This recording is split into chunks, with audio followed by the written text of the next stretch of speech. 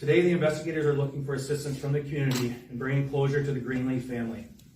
The information that investigators are releasing today has not been released to the public.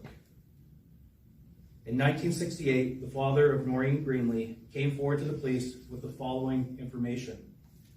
Noreen did not disappear. Noreen left home. Noreen left Bowmanville and went to Oshawa, where she stayed for 2 weeks. Noreen then traveled to Whitby, where she stayed for approximately 3 weeks. Noreen stayed in Whitby with a couple named Mary and Gary Benson. Noreen and another girl crossed Lake Ontario in a 40-foot cabin cruiser called the Mary Bell, owned by a man named Franco. The boat traveled from Oshawa across the lake to Rochester. Eventually, Noreen settled into a motel or cabins in Syracuse, New York. Noreen was believed to be pregnant at that time and gave birth to a baby boy. So at the time the information was received, investigative steps were taken. As a result, several phone numbers were identified that were of interest to investigators. The owners of these phone numbers have not been identified.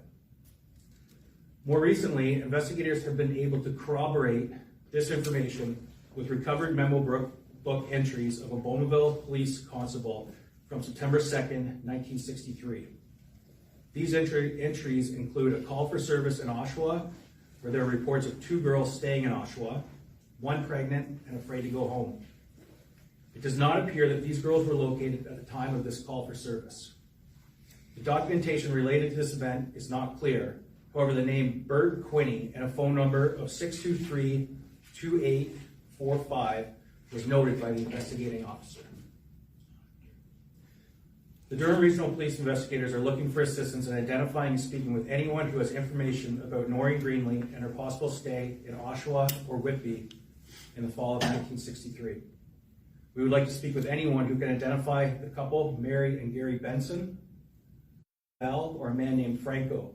We'd like to hear from you.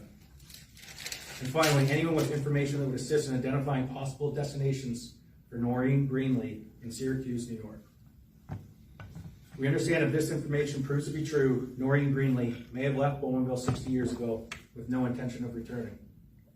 As in any missing person investigation, it's our role to locate the missing person and ensure their safety.